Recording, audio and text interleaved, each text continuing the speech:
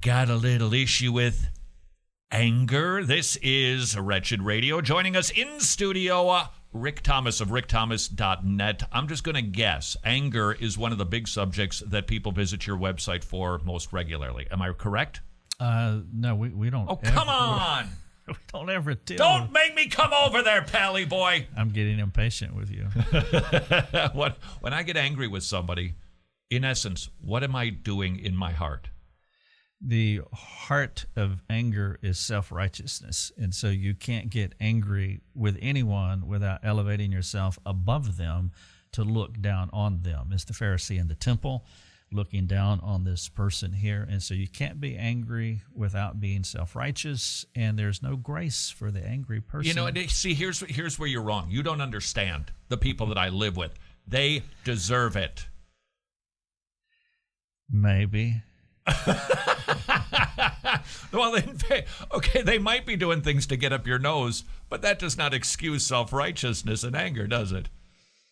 That is correct. I like the way you answered your own question. Did you like the way I turned that back on you? Well, that's what you do in biblical counseling. You basically want to. You gave me the answer that I was looking for. Okay. So you asked the question and you answered the question. All right. So you answered it correctly, by the way. Did I? What was my answer? I can't even remember the question. I don't remember. See, here we are. This is why you take notes in biblical counseling. Am I correct? Anger is a big issue for people. Anger is one of the biggest problems in our lives. But when you use the word anger, what we have to do is there's many manifestations of anger. And if you say, I'm angry, people say, well, no, I'm not angry. Well, then a manifestation of anger is impatience. Or my daughter was walking across the room many years ago, and she huffed under her breath toward her mother. And I asked her, why did you murder your mother? James says in James 4:1, you don't get what you want, so you murder. But huffing under the breath sounds a whole lot better than what James called anger, which is murder. And so people like to round the corners off their anger, and they categorize it. I'm just disappointed, I'm impatient, I'm frustrated, I'm rolling the eyes, I'm huffing under the breath. But when you bring all of that under the umbrella of anger, then it is a huge problem.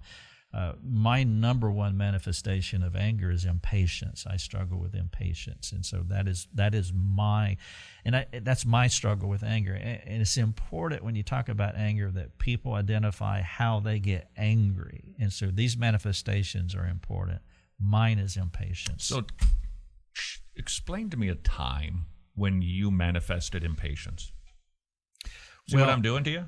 Look what I'm doing. I'm asking you the questions now, aren't I? You're doing well. Thank you. You'll get a certificate. Are you getting impatient yet? I can be if you keep this up. Well, okay. Let me just see if I'm tracking with you. Impatience, because you said it's connected to self-righteousness. It's connected to pride. Is my thinking that I think that you should be doing it as well as I would do it? Let's make it snappy here. Is that what's going on? That's one of the ways. Yes. You should do it, especially the things that we do well. We can map our gifts and strengths over other people and have an expectation that they do it the same way, and then we become impatient with them, and now it's a self-righteous attitude. I am better than you. Self-righteousness is a better than, greater than attitude is what we're talking about. And so my impatience now, I'm looking down on you because you can't do it as well as I do or as fast as I want you to do it. And so that is ultimately a sin of self-righteousness that's going on. So if I am exhibiting any of those synonyms, I'm just a little frustrated. Well, I just get a little anxious for how they do. Or it's just explosive anger because the kids just don't ever clean up the room the way that whatever it happens to be.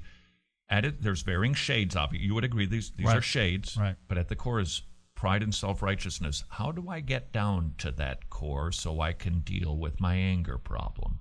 Well, you have this conversation with someone, and they have got to embrace this. They have to understand what they are doing. And so what I try to do, one, unpack the manifestation of anger because that's important. Most people just have tight definitions of anger, usually along the lines of volatile anger, like what you were saying, rage or whatever. And so then we identify what they're doing. If they buy into that, let's say impatience, like with me, or frustration, then we're just having a discipleship conversation. Like, do you want help?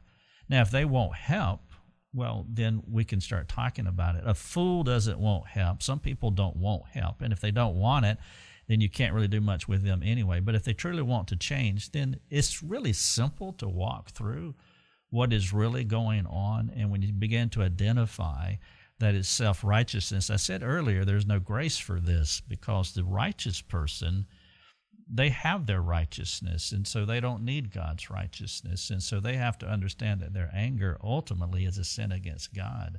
I am doing it my way. I am using my righteousness rather than accepting yours. And so they have to humble themselves and realize that they are no better than that person that they have elevated themselves above.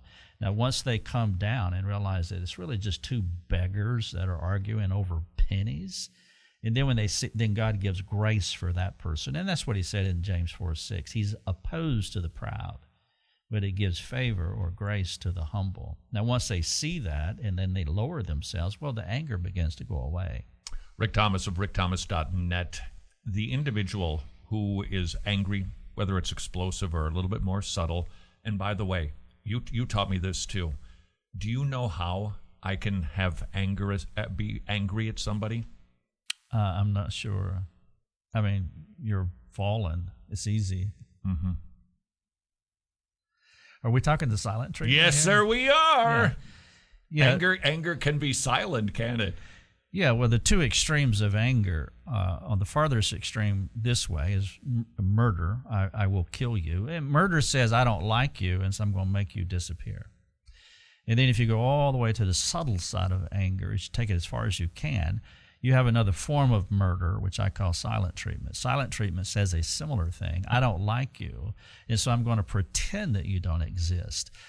We are good Christian people, and so we would never physically murder anyone, but we will treat people like they don't exist. And that's why now in between those two extremes are all these other things that we're talking about. Road rage, flipping somebody off, manipulation, impatience, frustration. And so it's important that they see that. And then James, and that's why I said to my daughter, why did you murder my mother or your mother? Because I wanted her to see, because here's what's going to happen. Rolling your eyes as a 4-year-old kid is going to turn into something really bad when she's 35 and married to a man who's a knucklehead, which is the only kind of man that you could ever marry. And what's going to happen if she is used to not getting her way and responding in anger, rolling the eyes as a 4-year-old, well, it will move toward volatile anger when she's 35. And so I know this. And that's why I wanted her to, we're going to put a pin in this. This is murder. James called it murder. Now, once you call it what James called it, then your eyes get big, hopefully, and you see how horrific it is, and you see how you have shaded it to such a place that it doesn't feel bad. But when you see it for what it really is, I'm a self-righteous person looking on another person, looking down on another person. And I really need God's mercy on me right now because I am a horrific individual. And it makes a hash of the gospel. I'm thinking about the scene of the temple. I deserve forgiveness, but this person doesn't. So God should have patience with me, but I'm not going to have it with somebody else. Yeah, and that's the great verse, 1835, Matthew, and then that's what he said. And you not have mercy as I have had shown mercy on you. And that's a powerful verse, and that should dissipate. That should remove our anger if we have that humble attitude, not that elevated attitude. This was an article, I don't know if you remember this, you wrote this years ago. It so stopped me in my tracks, it does to this day. When somebody sins against me, let's say it's my spouse, she genuinely sins against me, but I retaliate.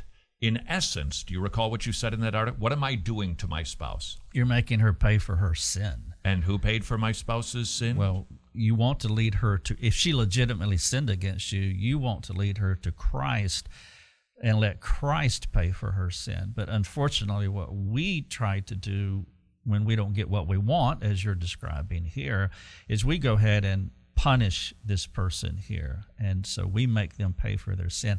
That's not redemptive. Obviously, it's not discipling, caring for your spouse. You want to lead the angry person to Christ rather than compounding the problem. So now we have two angry people. The irony here is that they're committing this very similar sins. And isn't that ironic? To learn more about your anger problem, and we all have it to varying degrees, I can't commend rickthomas.net to you enough. It will help you unpack the self-righteousness in your heart.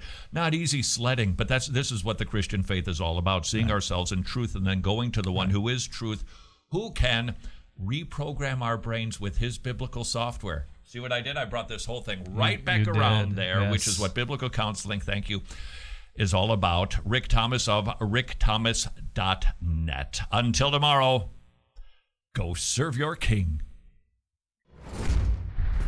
Wretched. We're hip, we're technologically savvy. Would you please join us in liking, subscribing, or sharing this video?